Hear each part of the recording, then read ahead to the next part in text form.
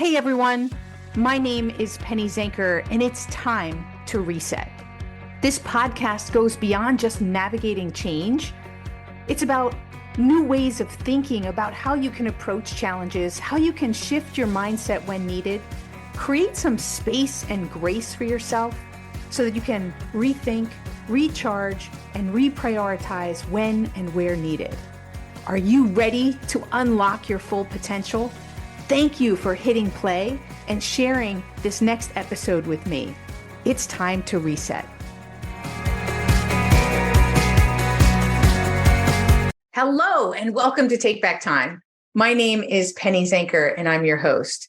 And I want to welcome back today my dear friend, Dr. Thomas Duncan. He's amazing. He's funny. He's smart. He's got some incredible programs. And I know that you're going to learn on top of what you might have heard in the last episode. So Dr. Thomas Duncan, he's a family physician who practices functional and integrative medicine in Olympia, Washington. And additionally, he's a master NLP practitioner. So that is a neurostrategies and neurolinguistics. And we started this journey together. So that's why we have been close friends for so many years, I think 11 years now. So Tom, welcome to my show here.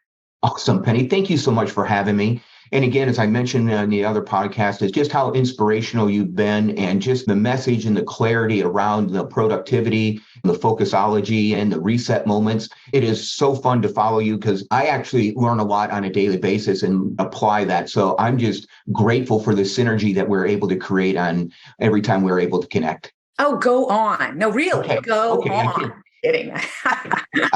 Before we get started, we actually had a tragedy up here. We actually had a gentleman try to burn down one of our trash barrels. So he was throwing gas on it, trying to get it on fire. And he got his sleeve on fire and he's running through the parking lot, waving his arms on fire. Luckily, they were able to tackle him and put it out. And they arrested him, of course. The charges were? What? Waving a firearm. Yeah, I'll be here all week. Don't forget to tip your weight. I told you guys, this guy is pretty funny. He always has something funny, but he did agree to keep it clean today. So don't worry. We're going to keep it on the up and up.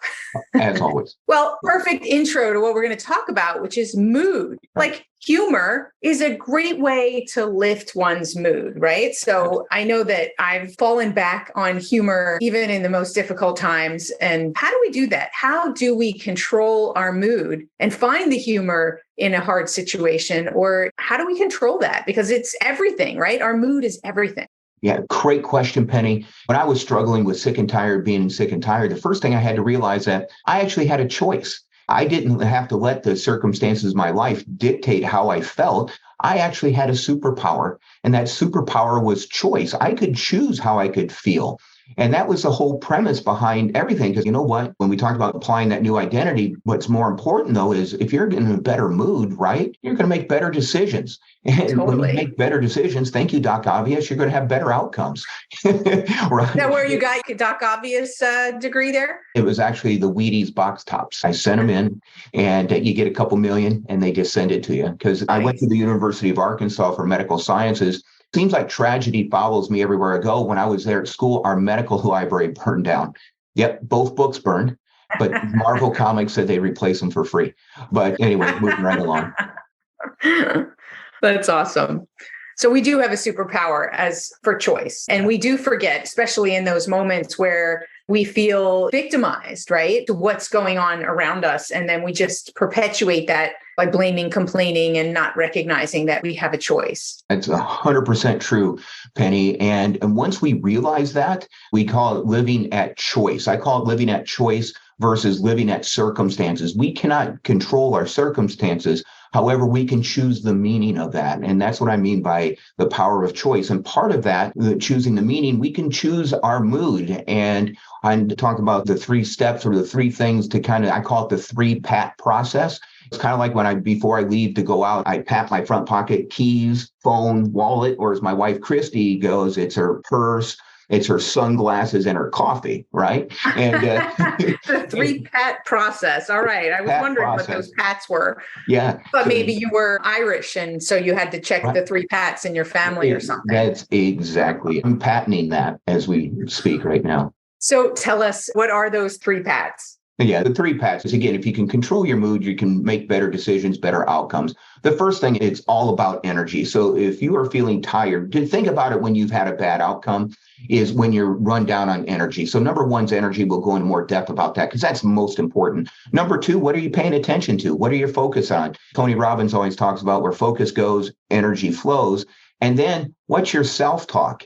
What's going on there? And so that's probably the three steps. If you can take that three Pat and go, okay, what's my energy? Check in. We'll talk about some simple steps to change your energy in the moment. And then, hey, what am I paying attention to? Am I focusing on things that are going great, or am I telling myself a story from the past that's keeping me stuck? And then the last one is, what's my self-talk? Am I lifting myself up, or am I talking down to myself? Yeah, exactly. And so those are the three steps when you find yourself not in a good mood, how to make that good, healthy shift, so to speak. Healthy shift. I could go take a healthy shift right now, but I'm on the show here.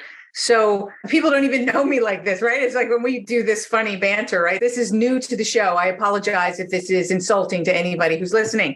But coming back to your three Pats, I think it comes back to also your simple things better. You introduced that in the first episode that we did together to talk about simple things better. And they seem like, to me, people might be like, there goes Captain Obvious again, right? Right. But we don't do what we know. And so if we could just do these simple things better, that's amazing, right? If we know how to control our mood and we recognize that we have a choice, then that's all for me. I'm going to put it into my language, right? These are things that can happen in that reset moment. Ooh, I that like you stop and you do the three Pats. So you say, okay, I'm not getting the outcome that I want right now. So what kind of energy am I bringing? What am I paying attention to? And what am I saying to myself that might be creating me to get away from the result that I'm looking for? 100%, Penny Girl.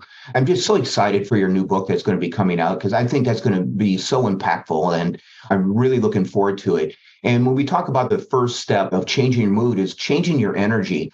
The three things that I talk about is, number one, breathe. Okay. If you find yourself tired, just breathe. I do Wim Hof breathing every morning. I find that energizes me. It charges me, but sometimes you just don't have that time. So if you can do that 4 square breathing, inhale for 4, pause for 4, exhale for 4, hold for 4. And because it's hard to do Wim Hof breathing when you're standing in line in the checkout, but you can do the 4 square breathing anywhere. Anywhere. Yeah. Anywhere. In the car, in waiting in line. Exactly. Totally. So it's a little more transferable. So because you don't want to be doing the Wim Hof breathing in when you're operating motor vehicle and water, those type of things. And then when box breathing is used in the military for them to get control of their emotions and just get grounded. So, I mean, hey, if they can use it and it's going to help them in a critical situation, we can all use it. Yeah, it's absolutely true. And number 2, simple, is drink water. If you feel like your battery, because what I see is we check our phone battery more often than we check in with ourselves to see how we are. Are we redlining right now? So do we need to plug in and charge up? And so the biggest thing with that is breathe. But then we think, oh, I need to eat something. No, more importantly, we need to drink water. Yes. Yeah, there you go. Good call, Penny. And drink water. And then the last thing is to get up and move. If possible, get up and move around, go for a walk, take 5 minutes just to recharge your batteries. And if you're in a meeting somewhere or someplace you can't go and you need to recharge, you can go on a 30-second trip to your favorite place. I go in the sand and the surf in Cabo and just sit there, and I can just picture that wind and the breeze and just be in that moment. And that helps me recharge mentally if I'm stuck where I can't get out and about and walk around. So 3 steps: breathe, water, get up and move. If you can't move physically, move mentally. As my good friend Jim Brown would tell me, you don't have roots. You can get up and move. You're not a tree. I love that one. I'm going to write that down. He's great. Oh my gosh. Guardian. I'm waiting for the book to come out with the Jim Brownisms. So, and I had Jim Brown early on in my podcast. I had him on the show. So I think I'm going to bring that episode back up and bring it onto the podcast, because it was on my older podcast. So thanks for that reminder, because that was a great episode. Well, and on Duncan Integrative Medicine, where I do the pep talk from the plunge, I've been doing a lot of shout outs to Jim, because a couple of them have been, Tommy, even though I'm Dr. Thomas Duncan, I'm still Tommy. And so I love that. And because doctor is what I do, it's not who I am. And so he goes, Tommy, if you're going to be a bear, be a grizzly bear. I've heard that from the time I was 16. So I did a pep talk on that. And then one of my other favorites that he always says, or there's two of them. One is if you don't know where you're going, any road will get you there. And then the last one and most important is there's no external solution to an internal problem. Absolutely. Those are great. And I've heard some of the other ones, which are also pretty great. But I guess that's a good time to come into the attention. Right. Right? Because some of those are also about where we're putting our attention, right? So that last one that you mentioned, you can't find an internal solution to an internal problem. Right. So that's also about attention and what we focus on. So let's just give us a couple of quick tips around that. How do we control our attention when emotions are high and our intellect is low? It is understand that we are just basically a walking antenna. Okay. We are getting bombarded with stimuli. Yep. And so we have the superpower of choice, what we can tune into. So we can tune into what's going right and positive, or we can go negative and tune into what's going negative, because it's all about the environment, what we're creating within us and what we're creating outside of us. So again, what we're focusing on or what we're paying attention to is, again, the power of choice. You recognize that, oh, okay, there's something that's challenging going on. You recognize, remember, we talked about in the previous episode, there's no failure, there's only feedback. So then you learn the lesson and then you focus on what we learned from that and apply it. So you're focusing on what could go right. Because again, we talked about this in neurolinguistics, where focus goes, energy flows, because how our mind works real quick is, you ever gotten a new car, you've never seen it before, but once you buy that Toyota, Chevy, Ford, whatever it may be, Tesla, oh, there's one there, there's one there, there's one there. And then on the flip side is, whatever you do, don't think of a pink elephant. So whatever you are paying attention to, the part of your brain called the reticular activating system is going to bring that to your attention and bring more of that to you. And not only visually, but also energetically. Again, we're all connected. We talk about the quantum entanglement, you have fancy words, yada, yada. Bottom line is, whatever you put out to the universe, you're going to get back, because there is a frequency of energy. So whatever you're paying attention to, you're going to get more of that in your life. So if you're focused on what's going right and what you're trying to accomplish, et cetera, you're going to bring that. Versus how many of you may have seen some people that may just kind of have a little dark cloud right over their shoulder and that are focusing on the negative, the drama, and their problems, because that's the whole thing, is you want to be focused on the solutions, right? We talked about solution-oriented questions. How can I fix this? How can I move forward? Versus the why questions. Why does this always happen to me? Why do I feel bad, etc.? So again, where focus goes, energy flows. We're antennas. We have the power of choice to tune into what's going right, and we'll draw even more of that to us. Otherwise, if I call them ants, Penny, those automatic negative thoughts. We talked about that for a long time. Yeah. Just like growing tomatoes, you don't plant them. They just show up, and those automatic negative thoughts are there to keep us alive, not happy. And so you just recognize that, hey, that's just part of the process. Invite them to go, oh, I understand that you're trying to keep me alive, keep me from being humiliated or failure, whatever it may be, to try to protect us. But again, you recognize it. What you do is you dance with it, learn it, and then what can you apply going forward? So again, what are you paying attention to? Superpower choice. And it's about our environment. What's really important is, what are you consuming? That's the thing I talk about in my online programs. What is it that you're consuming? Social media, news, etc. If you're being bombarded by negativity, guess what?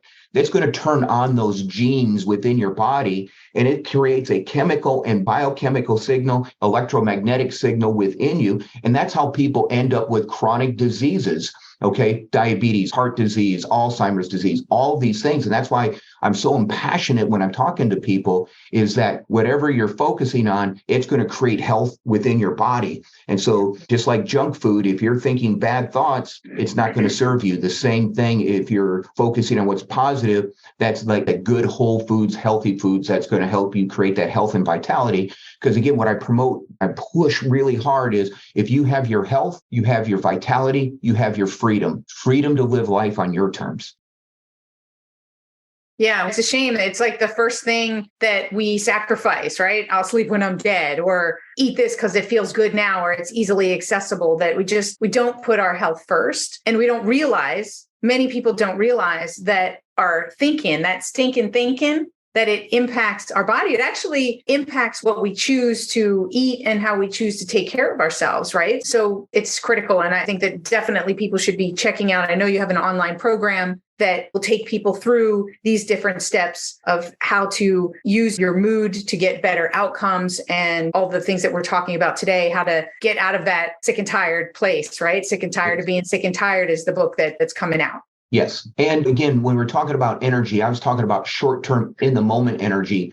Long-term energy is about sustainability with healthy lifestyle, healthy eating, and exercise. So you look at the sustainability, that's part of the biostrategies that I have in my book, my online program. If you want to live longer, sleep longer, exercise, nutrition, you can't make chicken salad out of chicken doo-doo. And so long-term strategies that's more of the biostrategies behind sleep, nutrition, exercise that plays a role in that short-term energy. How do you change it quickly? And then we talked about attention. And then the last one is our self-talk. And there was a study done at Harvard, and it was in Trevor Mohad book. He was Russell Wilson's psychological coach.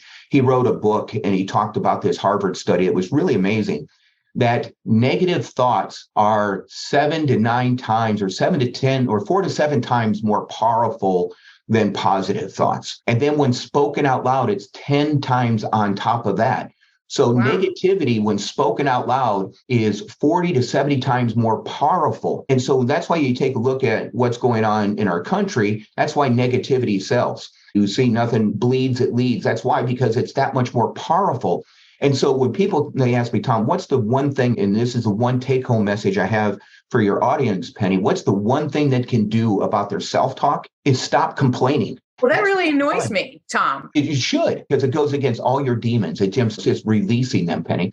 The biggest thing is just stop complaining, because when you speak that out loud, guess what you're bringing to you? That's the pink elephant that I was talking about. Right. You're just going to attract more of that. That's really interesting, especially to hear it in that studies have been done to show that the one thing is the thinking. But once we think something, right, we don't recognize, but it comes out in the words that we use and the way that we show up. And we don't make that connection. We're like, oh, I don't think that way, or that's not who I am or how I am. But we have to really pay attention. It goes back to like these three things are intertwined, right? The energy, the attention, and the self-talk. When you really pay attention to the words that you're using, right, then you start to wake up to it to see, wow, I could see why more negativity is coming towards me, or why I'm not able to get unstuck, or why other people are reacting in the way that they are to me. I'm not getting my results. So we have to really listen, because I've noticed actually in the last couple of months, I've noticed that some negative things slipped into like some words that I'm saying, not full negativity. That's not who I am, but I'm paying attention. And I'm noticing, hey, I am feeling a little stressed. And then I hear some of these automatic negative thoughts, and that's good, right? It's okay. I don't want people to think that you got to be positive all the time. And this is not about being positive all the time. This is about paying attention and choosing how we want to live our lives and the results that we want to get in our lives. And I think a lot of people with this toxic positivity, right? I think it's important that we make a distinction between that. We're not saying you have to be happy and in a good mood all the time. Is that what you're saying?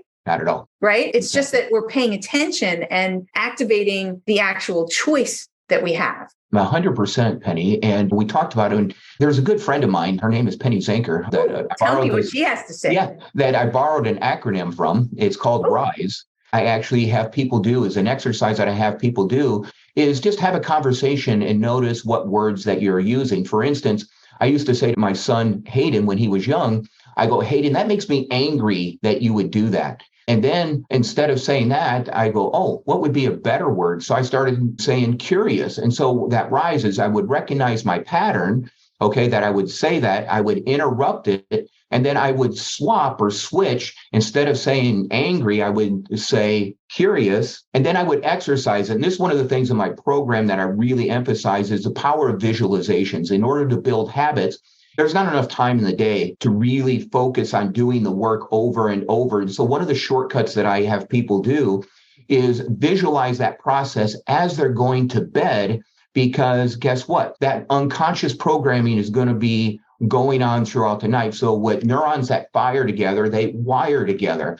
And so that's how I went from just learning how to drive a car on the track, a race car, to 18 months later being in the advanced group and an instructor, is because I would visualize that process. And so that wiring went deeper and faster. And again, the more emotion that you put with that, that's like lifting weights. If you lift 2 pounds, you're not going to build much muscle. But if you're lifting 30, 40 pounds, you're going to really reinforce that. You're going to build muscle even faster. Same thing with emotion. When you do these things with emotion, you're going to build those pathways better. And the other technique that I use, Penny, if we have a moment, is Sure. the power of confirmations versus affirmations. Affirmations is just already, you're just affirming within yourself. You're affirming something positive. Confirmation is letting you know it's already within yourself. You're just confirming what you already know. So you don't call the hotel and affirm your reservation. No, you confirm what you already know.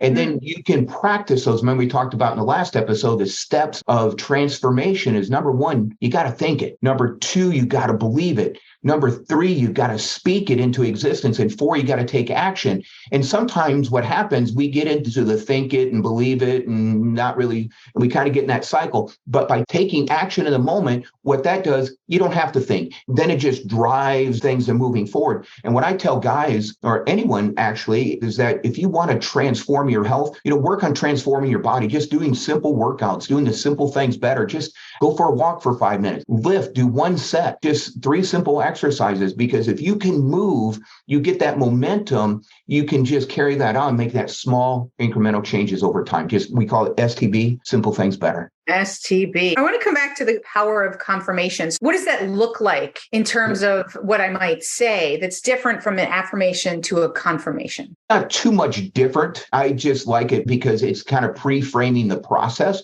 It's very similar. It's Gotcha. like, I am a healer. Tony Robbins, we talk about those affirmations. So it's like, I am enough. I am powerful. I am a believer. One of the confirmations that I say to myself, I cannot control what happens to me, but I can control what it means. I may not know all the answers, but I know that I've been able to figure things out before, and I can continue to find solutions no matter what comes up.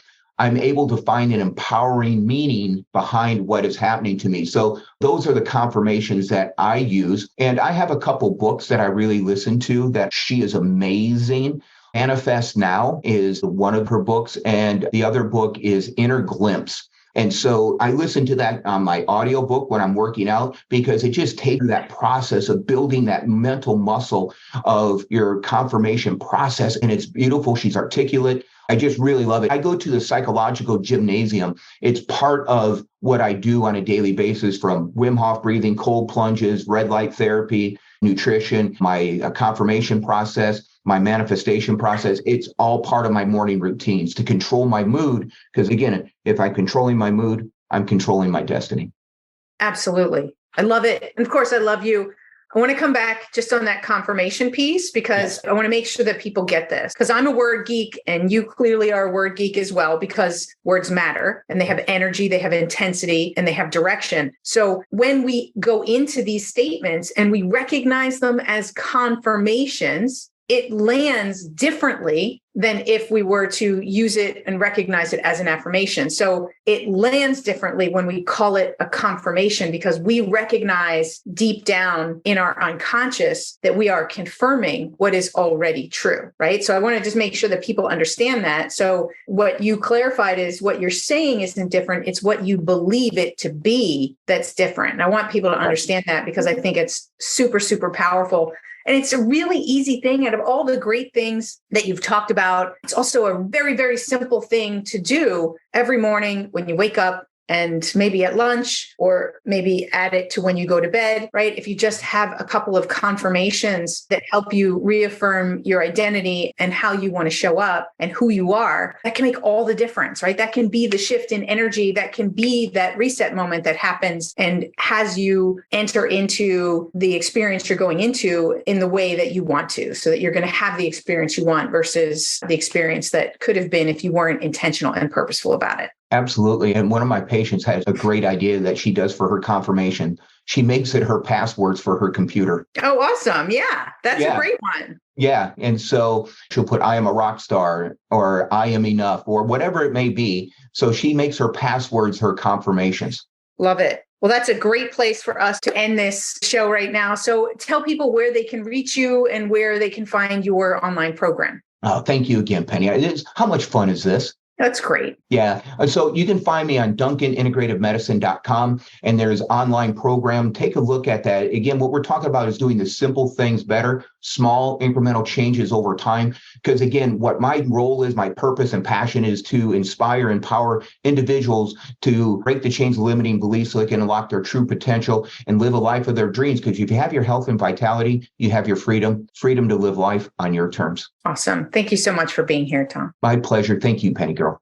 And for all of you who are listening, another great episode with Dr. Thomas Duncan. He's got a world of great nuggets. But what I love about it is, yes, he's a medical doctor and he's coming from all of that incredible knowledge from the medical field, but he's also very much into the psychology from neurolinguistics and more, well, he talked about it, integrative medicine, more holistic. And he's very down to earth, right? You can hear the words that he's using. These are things that he's helped to make it simple and help to really make those simple things better. So please go check it out, his work, be on the lookout for his new book. And thank you so much for being here. Remember to confirm and make those confirmations for yourself, morning, noon, and night. My name is Penny Zenker, and this is Take Back Time. We'll see you in the next episode. Hey, thank you for spending this time with me. It really means a lot. If you're feeling a little off, distracted, overwhelmed, stuck, or just out of sync, remember that's your signal to reset. And that's all it takes, just recognizing one reset moment at a time. So stay tuned for more tips, tools, tricks, stories, strategies, all here on Time to Reset. We'll see you in the next episode.